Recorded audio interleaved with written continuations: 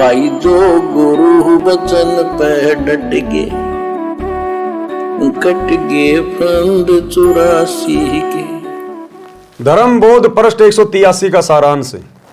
कबीर कहते जनकादिक गृही, जो नित धर्म परवीन, पायो शुभ गति आप ही और अनहु मति दीन। राजा जनक जैसे गृहस्थी अपने धर्म के विद्वान थे, यानी मानव कर्म के ज्ञानी थे, जिस कारण से स्वयं भी शुभ गति प्राप्त की, यानी स्वर्ग प्राप्त किया, तथा औरों को भी स्वर्ग प्राप्ति का मार्ग बताया। कबीर हरि के हेत न देत, धन देत कुमार्ग माही, ऐसे अन्यायी अधम बांधे यमपुर जाई। भावार्थ, जो व्यक्ति धर्म नहीं करते और पैसे का गलत प्रयोग करते हैं, शराब पीते हैं, मांस खाते हैं, तंबाकू सेवन करते हैं, या व्यर्थ के दिखावे में खर्च करते हैं, ऐसे अन्यायी नीच यमलोक यानी नरक लोक में बांध कर ले जाए जाते हैं। अब देखो भाई और बहनों, वैसे तो बहुत ही ज्यादा महत्वपूर्ण पॉइंट है, बहुत ही ज्यादा महत्वपूर्ण, क्योंकि यहां पर तो सीधे सीधे आप यही समझोगे कि भैया तो जगत वालों के लिए कहा जा रहा है कि जो व्यक्ति दान धर्म नहीं करते, शराब पीते हैं, मांस खाते हैं, तंबाकू सेवन करते हैं, व्यर्थ के दिखावे में खर्चा करते हैं, ऐसे अन्यायी नीच यमलोक यानी नरक लोक में बांध कर ले जाए जाते हैं। अब काल क्या करेगा वर्तमान में, कलयुग की पिछली पीढ़ी में? आमने सामने की लड़ाई नहीं लड़ेगा, वो सूक्ष्म लड़ाई लड़ेगा। और ये सारे नीच कुक्रम वर्तमान में उस काल ने गुरु जी की गैर हाजिरी में 2014 से 2025 तक सतलोक आश्रमों से जुड़ी हुई लाखों की संगत से करवा दिया। गुरुदेव के परिवार से ये नीच कर्म करवा दिए, कोऑर्डिनेटरों से नीच कर्म करवा दिए। क्या कह रहे हैं गुरुदेव कि जो व्यक्ति धर्म नहीं करते और पैसे का गलत प्रयोग करते हैं, शराब पीते हैं, मांस खाते हैं, तंबाकू सेवन करते हैं, वो नीच हैं, उनको यमलोक में यमदूत बांध के ले जाते हैं। अब काल को पता है कि भैया इस संत का ये ज्ञान लेने के बाद, ये तत्व ज्ञान लेने के बाद, ये भगत सीधे सीधे तंबाकू नहीं खाएंगे, मांस नहीं खाएंगे, शराब नहीं पिएंगे, नीच कर्म नहीं करेंगे, दिखावे के काम नहीं करेंगे।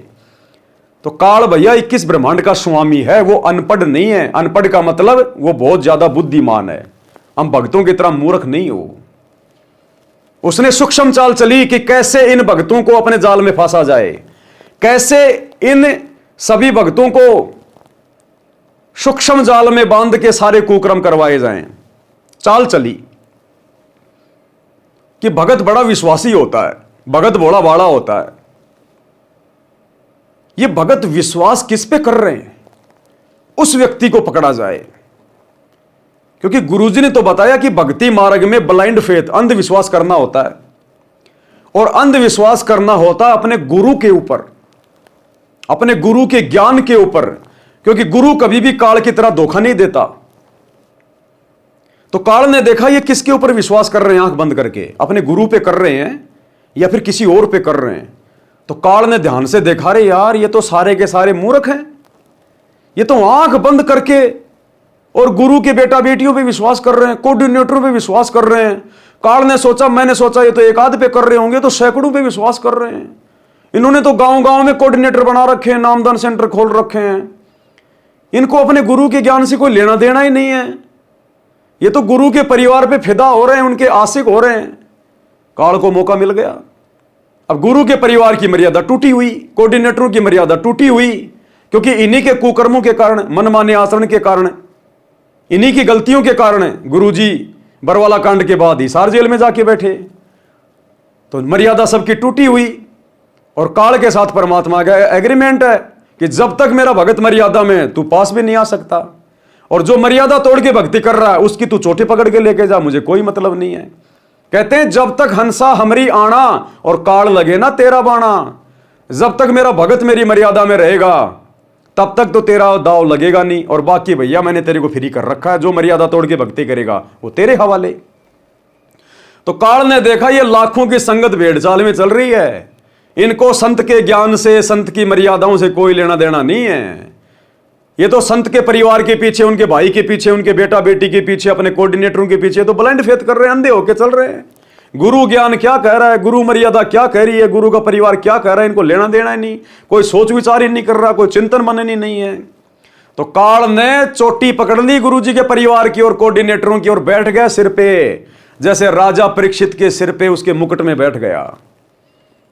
और सारे कुकर्म करवा दिए, नीच कर्म करवा दिए कि ये भगत वैसे शराब नहीं पिएंगे, वैसे नशा नहीं करेंगे, बोतल लेके जाऊंगा, दारू नहीं पिएंगे, इनके सामने मुर्गा काटूंगा, बकरा काटूंगा, ये मांस नहीं खाएंगे, अब मैं खिलाऊंगा इनको। सूक्ष्म चाल चली। आया हरियाणा का जाट आरक्षण। काल को पता था ये तो गुरु के परिवार पे विश्वास करते हैं आंख बंद करके, ये तो मूर्ख हैं। गुरु के परिवार के माध्यम से कहलवा दिया, पीला पर्चा निकलवा दिया कि गुरु जी का आदेश है, जबकि गुरु जी का कोई आदेश नहीं जाट आरक्षण में जाने का, ना कोई ऑडियो, ना कोई वीडियो, ना कोई ज्ञान में कोई आदेश कि भाई गुरु जी का आदेश है हरियाणा के जाट आरक्षण में भक्तों ने उनके धरनों पे बैठना है। सब भक्तों को बैठा दिया बसों में भर भर के, और करोड़ों में चंदे के रूप में हरियाणा के जाट आरक्षण में पैसा दे दिया गया, भक्तों के दान का, ज्योति पाठ का। अब वो जाट क्या करेंगे उस पैसे का? वो जाट उस पैसे से शराब पिएंगे, हुक्का खरीदेंगे, तंबाकू पिएंगे, मांस खाएंगे, राजनीति करेंगे, उल्टे काम करेंगे, सारे वेश्यावृत्ति भी करेंगे, क्योंकि वो तो जगत वाले आदमी है, सारे कुकर्म करते हैं। तो भक्तों का पैसा और जाट नशा कर रहे हैं, तंबाकू पी रहे हैं, तो किसका सहयोग हो गया? भक्तों का। तो चाहे भगत ने नशा कर लिया, तंबाकू पी ली, चाहे उन जाटों ने पी ली, चाहे भगत शराब पी रहे हैं, चाहे वो जाट शराब पी रहे हैं, बराबर बात है, क्योंकि जाट उन्हीं पैसों से शराब पिएगा जो चंदे के रूप में दिए गए हैं। भक्तों का पैसा तो जाट शराब पियो, बियर पियो, दोष बराबर का उन भक्तों को भी लगेगा। जाट मांस खाएंगे, राजनीति करेंगे, उल्टे काम करेंगे, उस पैसे से बराबर के दोषी भगत भी बन रहे हैं, क्योंकि भक्तों के सहयोग से सारा काम हो रहा है। क्योंकि गुरु ने तो कहा था कि पात्र को पात्र पहचान के ताही दीजिए दान, कि सुपात्र को दान देना चाहिए। भक्तों ने दे दिया कुपात्रों को, गुरु के परिवार को। गुरु के परिवार ने वो पैसा आगे अपने भाईचारे में लुटा दिया। अब भाईचारा शराब पी रहा है, तंबाकू पी रहा है, मांस खा रहा है, राजनीति कर रहा है, उल्टे काम कर रहा है। सहयोग किसका? संगत का। तो काल ने सबको शराब पिला दी, सबको मांस खिला दिया, सबको तंबाकू पिला दी। और दिखावा क्या लिख रहे हैं गुरुदेव? जो व्यर्थ के दिखावे में खर्च करते हैं। अब जाटों की धर्मशाला 1 करोड़ रुपए में बनवाई जा रही है, गुरुजी के दोनों लड़के बनवा रहे हैं। व्यर्थ का दिखावा है। क्या मतलब है 5वां फ्लोर बनाने का? क्या मतलब है उस जाट धर्मशाला का भक्तों के द्वारा 5वां फ्लोर बनवाना? गुरुजी के लड़के कौन सी अपनी औरतों के जेवर बेच के धर्मशाला बनवा रहे हैं? भक्तों का ज्योति पाठ का दान का पैसा।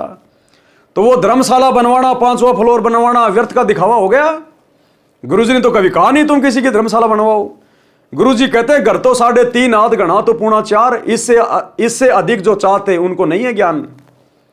तो गुरुजी के आदेश के खिलाफ काम हो रहा है, तो ये दिखावा हो गया, व्यर्थ का दिखावा, मान बढ़ाई के लिए। तो दोषी कौन हुआ? जो पैसा देके सहयोग कर रहे हैं, संगत बराबर की दोषी। तो ये सारे पॉइंट वर्तमान में सतगुरु की संगत के ऊपर लागू हैं, और अंत में इस संगत को यम के दूत गर्दन पकड़ के इन नीच कर्मों के कारण यमलोक में लेके जाएंगे। ये सतगुरु है, कोई ऐरा गहरा संत नहीं है। 30 साल से परमार्थ के लिए इतना संघर्ष कर रहा है।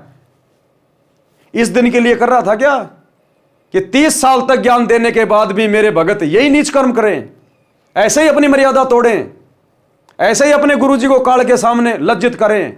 क्या इसलिए गुरु ने ज्ञान दिया? क्या इसलिए गुरु संघर्ष कर रहा है? क्या इसलिए गुरु ने पुस्तकें लिखी अपना अनमोल समय निकाल के? तो ये संगत सारे कुकर्म कर रही है, सारे कुकर्म परिणाम भोगने पड़ेंगे। क्या कह रहे हैं गुरुदेव? जो व्यक्ति धर्म नहीं करते और पैसे का गलत प्रयोग करते हैं, यहां तो धर्म के नाम पे पैसा लिया जा रहा है गुरुजी के परिवार के द्वारा, और उस पैसे का फिर गलत प्रयोग किया जा रहा है। शराब पीते हैं, मांस खाते हैं, तंबाकू सेवन करते हैं, या व्यर्थ के दिखावे में खर्च करते हैं। ऐसे अन्यायी नीच यमलोक यानी नरक लोक में बांध कर ले जाए जाते हैं। भाई जो गुरु वचन पे डट गए, कट गए फंद 84 के, कट गए फंद 84 के, कट गए फंद 84 के।